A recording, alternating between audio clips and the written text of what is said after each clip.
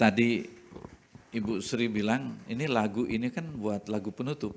Di Kidung Jemaat juga ditaruh untuk lagu penutup, lagu pengutusan gitu. Tetapi saya juga cari-cari mana lagu yang pas dengan tema kita hari ini. Karena tema kita ini adalah mengingat. Orang yang sehat, kalau dia ingat orang-orang yang pernah menolong dia. Dan itu banyak. Orang yang menolong dia itu banyak. Akan tetapi, ada satu orang yang paling dekat yang tidak boleh kita lupakan. Adalah ibu kita sendiri. Itu tidak boleh lupakan. Yesus sendiri lahir dari rahim seorang ibu yang bernama Maria. Makanya kalau mereka yang perantauan di sini, Anda boleh lupa pacar Anda di kampung.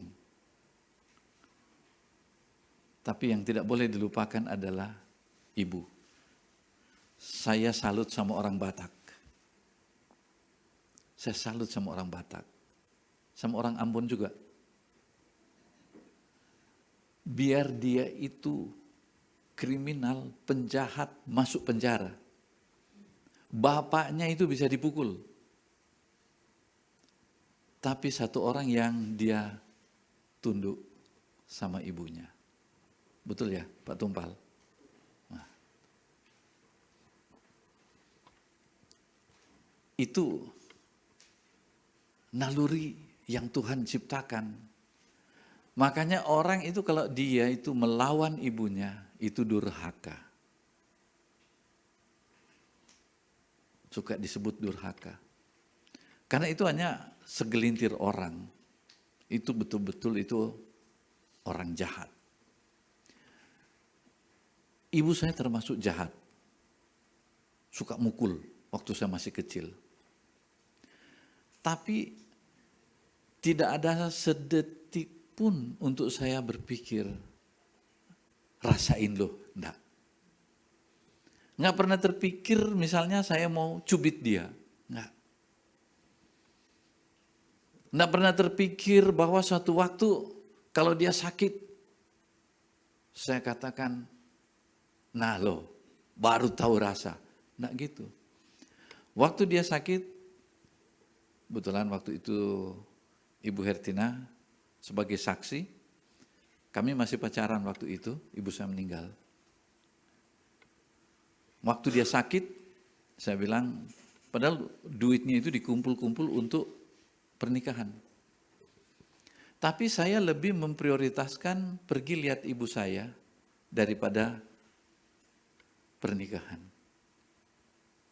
Ya.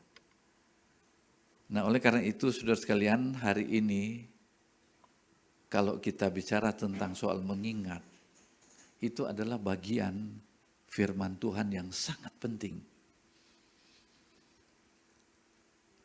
Dan kita harus bersyukur kepada orang-orang Roma Katolik. Memang mereka tidak mentuhankan Maria, tetapi Maria itu harus dilihat sebagai Tuhannya, ibunya Tuhan.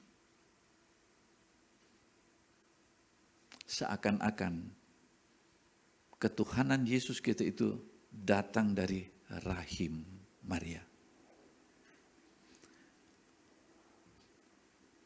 Saya menulis disertasi. Saya ambil doktor 2. Dan disertasinya mirip-mirip. Yang saya tekankan di sini ialah bahwa seorang manusia itu 9 bulan ada di dalam kandungan ibu. Dan Tuhan memilih Yesaya, Yeremia, Yehezkiel, nabi-nabi besar itu dipilih bukan waktu mereka sudah lahir. Mereka dipilih, kata nabi-nabi itu, sejak dari dalam kandungan ibu. Nah itu. itu memang suatu yang luar biasa. Oleh karena itu, hai ibu-ibu dan calon ibu, selama anak dalam kandungan itu dijaga. Jangan emosi-emosian. Jangan mewariskan hal-hal yang jelek. Ya, kita juga bisa berpikir, ya saya adakan karena ada bapak juga gitu kan. Kalau nggak ada bapak gimana? Ingat loh, Yesus lahir tanpa bapak. Artinya tanpa persetubuhan dengan ayahnya. Itulah kehebatan, itulah perbedaan antara kita dengan Tuhan Yesus gitu kan. Kalau kita manusia siapapun, wajib ada bapak. Siapa yang pernah jadi manusia harus ada bapak. Tapi Yesus tidak, itu yang membedakan. Ya. Dia dikandung oleh Roh Kudus. Ini sangat penting saudara sekalian. Selama 9 bulan itu semua karakter kita, semua cara berpikir kita mau mengabdi kepada Tuhan atau tidak, itu dibentuk dari dalam kandungan.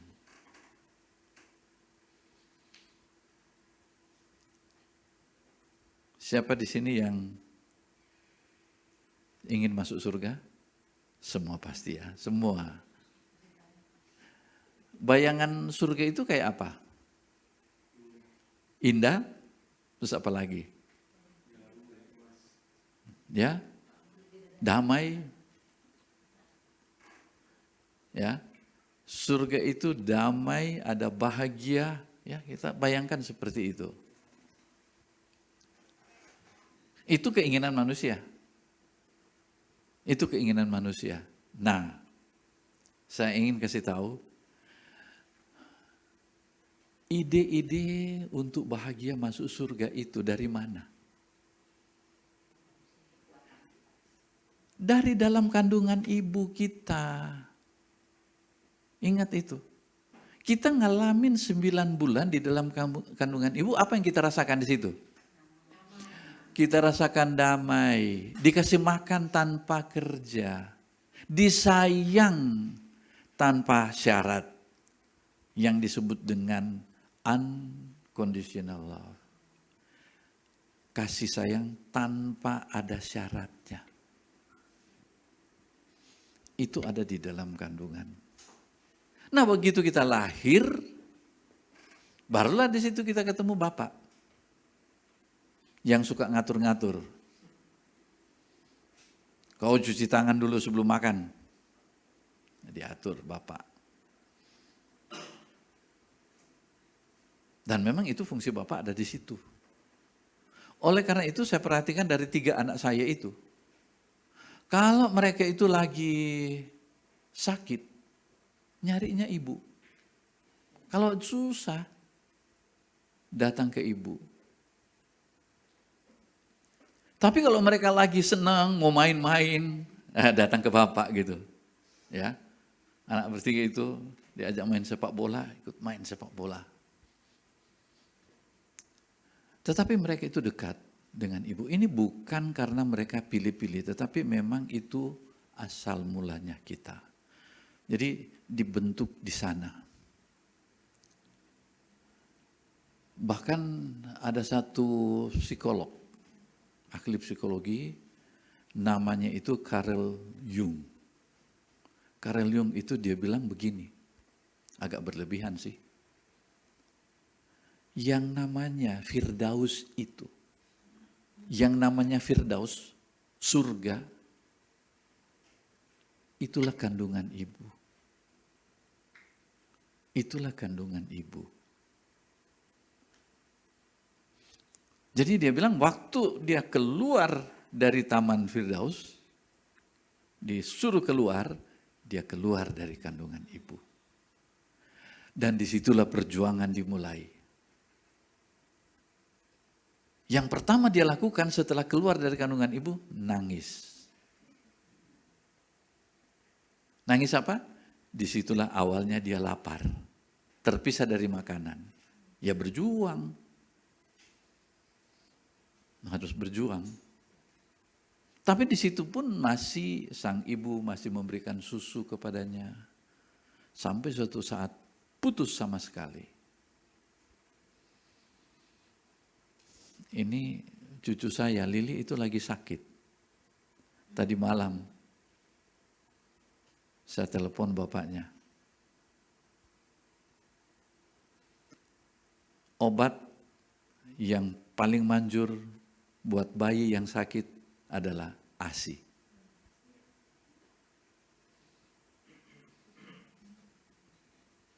Bukan cuma masalah susunya itu, bukan soal susu ibu, tetapi kedekatan dalam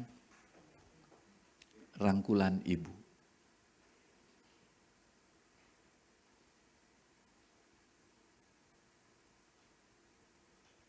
Saudara ingat ibu, saudara ingat Tuhan.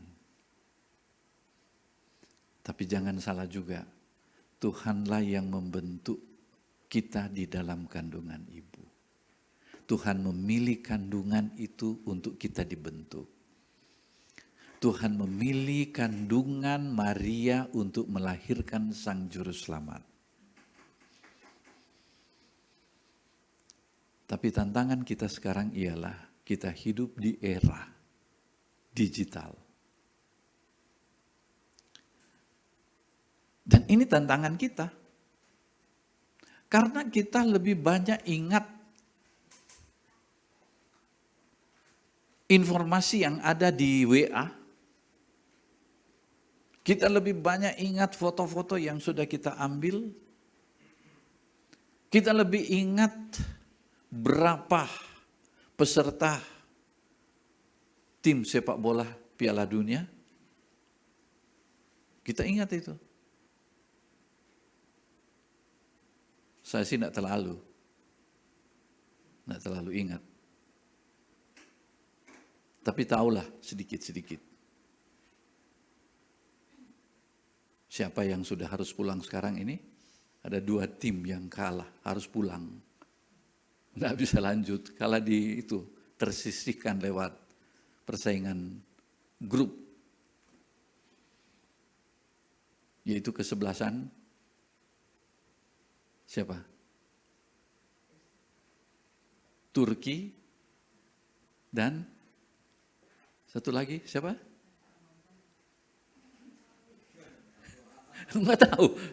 Oh, syukurlah. Karena orang lebih hafal itu daripada menghafal jumlah anak-anak Yakub.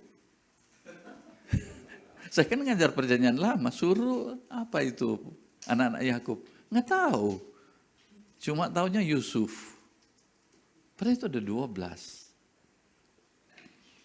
Berapa suku yang di utara dan berapa suku yang di sebelah selatan? Nah, tahulah itu. 12 murid Yesus, tahu nggak? Tahu? Yang pertama, Messi. Kedua, Ronaldo. Bukan. Masa itu? Ya.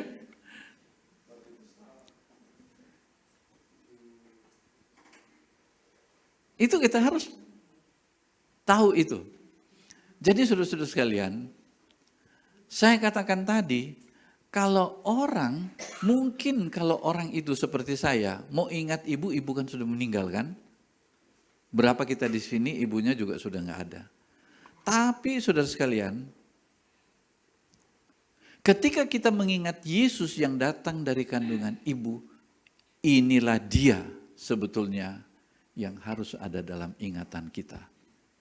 Dan Yesus secara fisik juga kita tidak bisa salaman. Karena Yesus itu waktu dia bangkit, dia kemudian naik ke surga.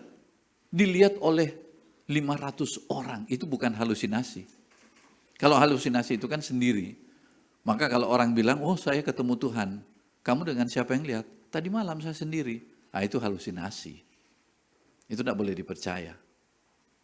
Tapi kalau dilihat oleh beberapa orang, lebih dari satu orang, apalagi di dalam 1 Korintus dikatakan bahwa 500 orang menyaksikan kenaikan Yesus ke surga. Setelah dia naik ke surga, artinya apa? Tuhan yang kita sembah itu hidup. Dan masa sekarang ini yang kita sedang rayakan itu disebut dengan Minggu Tritunggal, tetapi juga disebut dengan masa Roh Kudus, makanya kita memakai warna hijau. Warna hijau ini menggambarkan, mengingatkan kita tentang ketika dia mengutus rohnya. Itu kita sudah peringati bagaimana dia mencurahkan roh kepada setiap orang yang percaya kepada Yesus. Setiap orang yang percaya kepada Yesus. Maka kalau Anda sudah menerima Yesus, sebetulnya yang masuk dalam hidup Anda itu adalah rohnya Yesus. Roh Kudus dan Yesus tidak dapat dipisahkan. Yesus dan Allah Bapa tidak dapat dipisahkan. Allah Bapa, Allah Anak, dan Allah Roh itu adalah satu. Jadi ketika roh itu datang, ketika kita membuka hati terima Yesus, yang datang ke dalam hidup kita itu adalah Roh Kudus. Dan dialah yang mengantar Anda untuk datang ke sini. Dialah yang memampukan Anda untuk dengar firman Tuhan. Dan kita bersyukur di gereja Anglikan kita tidak pilih-pilih ayat mana yang harus dibaca, tidak. Dari Kejadian sampai Wahyu itu kita baca semuanya dalam waktu 3 tahun. Itu makanya saudara lihat setiap minggu itu pembacaan itu berbeda-beda. Dan itu harus ada pembacaan perjanjian lama, ada perjanjian baru, ada pembacaan tentang Injil, dan ada Mazmur. Kita tidak pilih-pilih, tetapi itu sudah ditetapkan oleh atasan kita yang ada di sana.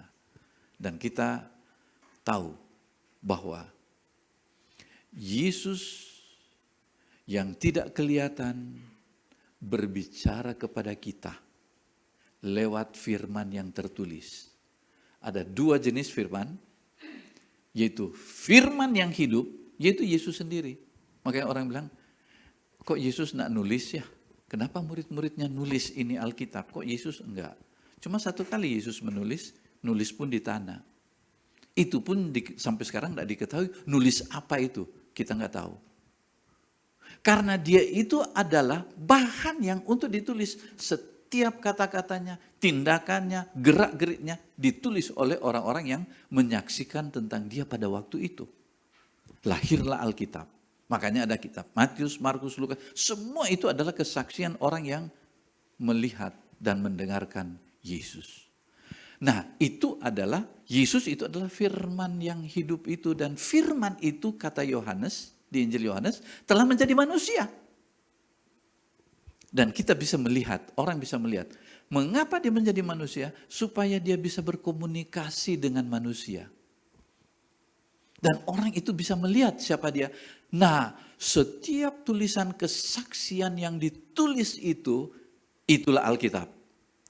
Makanya, firman itu ada firman yang hidup yaitu Yesus. Firman yang kedua adalah firman tertulis.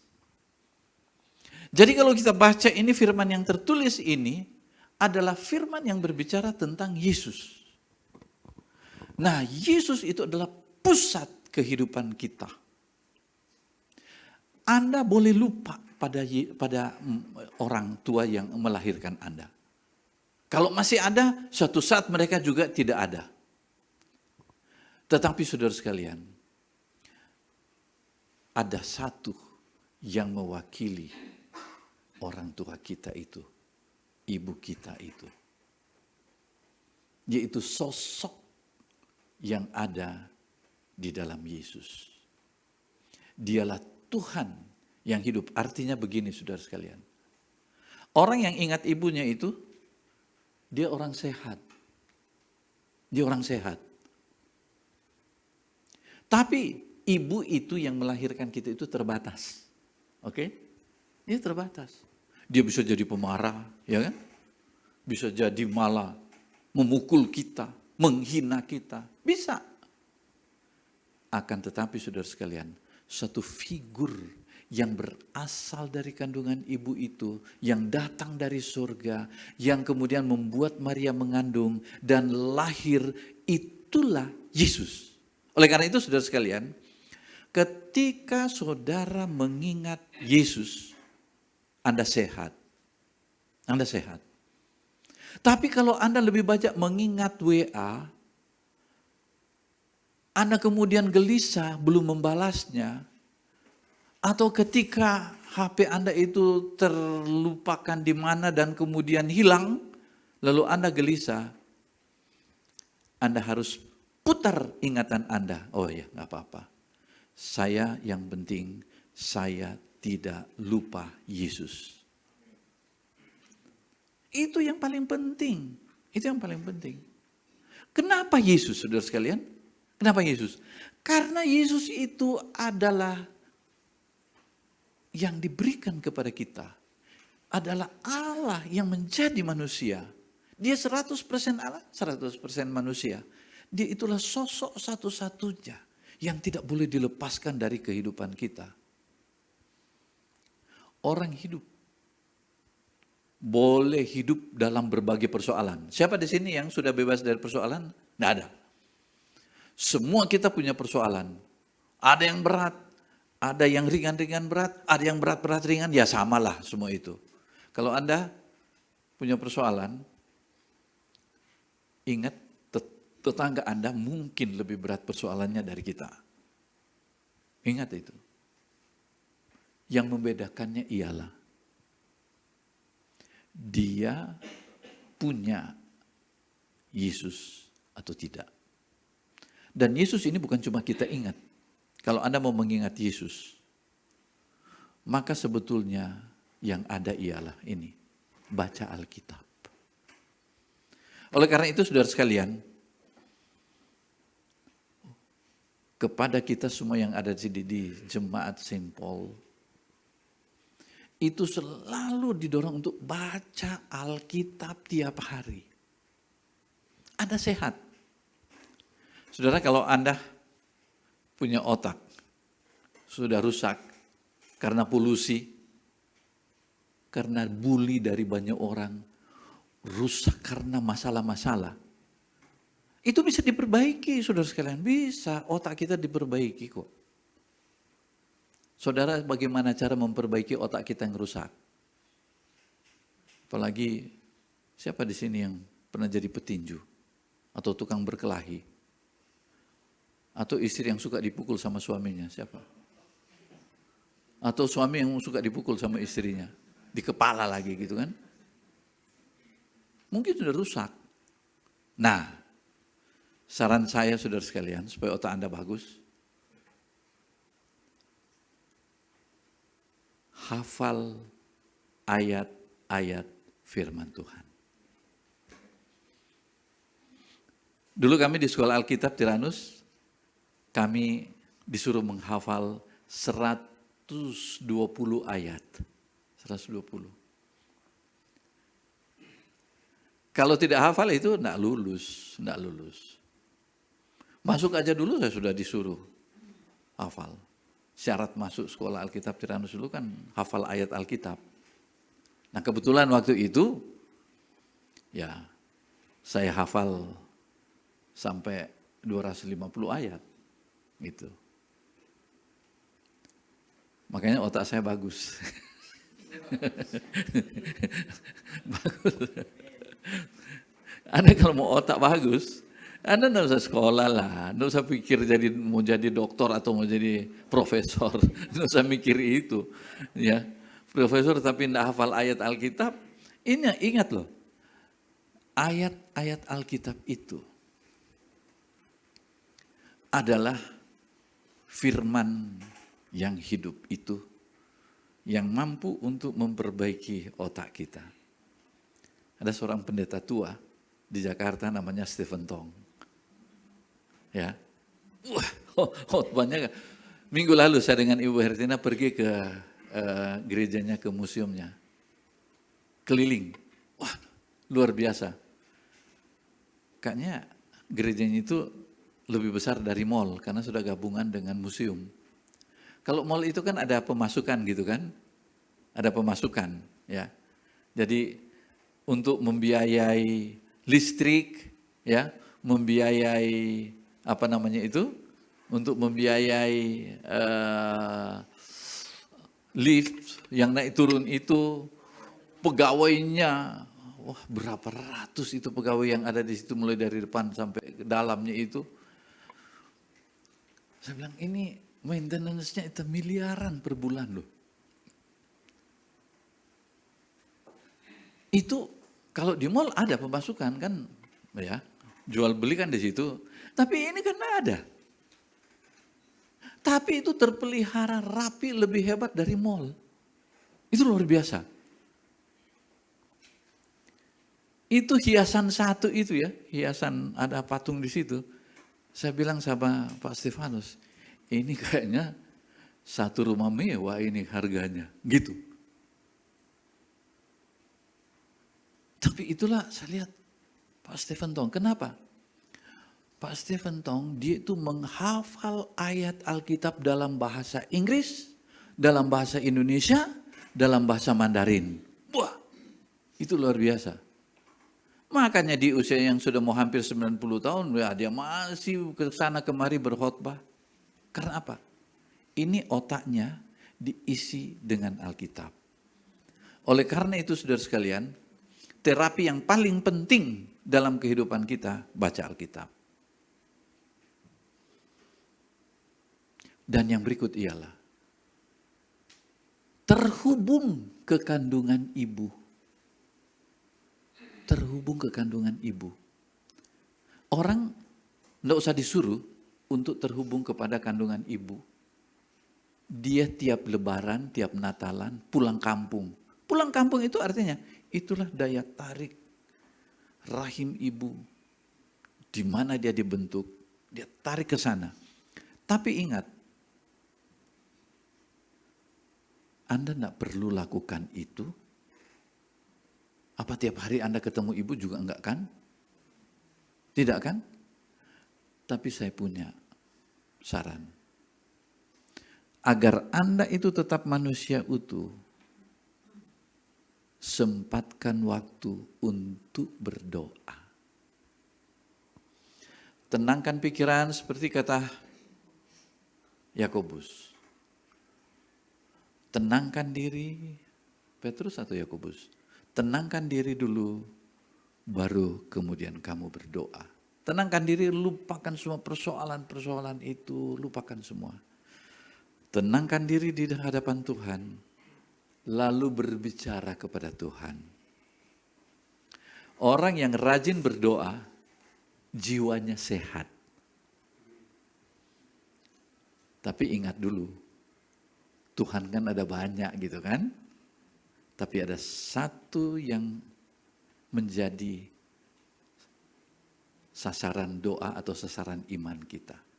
Objek iman kita hanya ada pada Tuhan Yesus Kristus. Tiap kali pagi Anda konsentrasikan, pandang Yesus. Yesus, Engkau juru selamat yang telah menyelamatkan saya. Dan setelah itu Anda berbicara dengan dia. Bukan minta-minta. Dalam hidup kita itu Tuhan punya rencana yang indah dalam hidup kita. Berbicaralah. Sama seperti Anda berbicara kepada ibu Anda. Aduh, saya kemarin persoalannya berat. Apa itu? Saya sebenarnya cinta sama dia, tapi cinta saya ditolak. Ibu yang barangkali tidak tahu apa-apa, dia cuma ulurkan tangannya dan usap-usap belakang kita, punggung kita. Sabarlah ya nak, sabar gitu. Tuhan, saya ingin melanjutkan studi, tapi Tuhan tidak tahu kemana. Ibunya usap-usap, udah ya nak. Nah, besoknya dia pergi ke Udayana, melamar di sana. Karena ibu bilang, ya ke sana lah, ke Universitas Udayana. Udayana. Iya. Di Bali kan universitas yang terkenal itu kan, Universitas Udayana gitu ya. Jadi padahal maksudnya sudah lana gitu. Tapi ya dia dengar Udayana. Nah gitu. Nah, jadi saudara sekalian, seorang ibu membelai seperti itu. Nah, ketika Anda berdoa, ibu Anda terbatas untuk membelai Anda, tapi rasakan belayan tangan Tuhan. Dia menghibur Anda, dan dia, bagi kita, doa kita tidak dijawab. Tetapi, ingat bahwa Tuhan tidak pernah tidur mendengar jeritan hati kita. Dia tahu.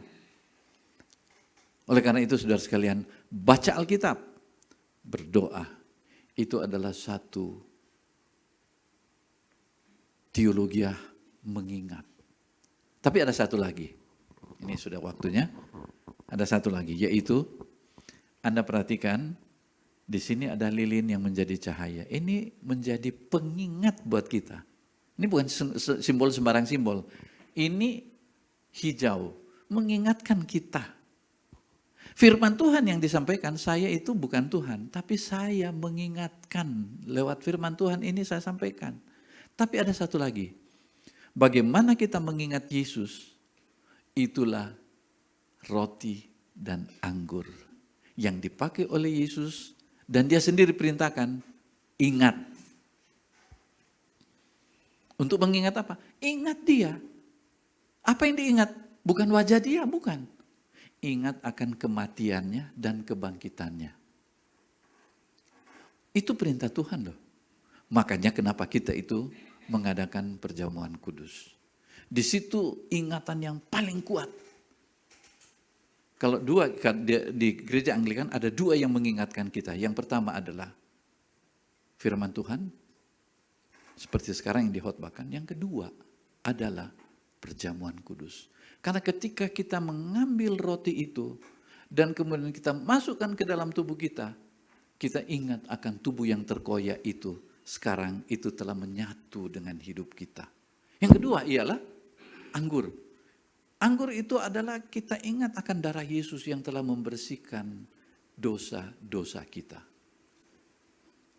Apakah ketika Anda ambil roti dan anggur itu dan kemudian Anda menjadi bersih?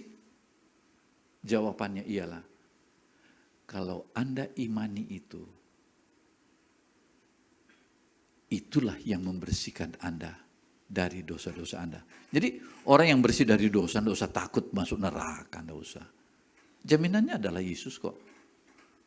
Itulah yang ditakuti orang kalau sudah mendekati kematian. Saya mau kemana sesudah ini? Surga ke neraka. Orang yang percaya Yesus, dia bilang, barang siapa yang menerima dia, yang percaya kepada dia, itu menjadi anak-anak Allah. Masa anak Allah ditaruh di neraka? Nah, mungkin kan? Yohanes 1 ayat 12 itu selalu kita ingat. Makanya, kesempatan hari ini, mari saudara sekalian, saya kasih kesempatan untuk saudara tundukkan kepala, berhadapan dengan Yesus yang hidup, yang adalah Roh Kudus itu, dan kita berbicara kepada Dia. Mari kita berdoa.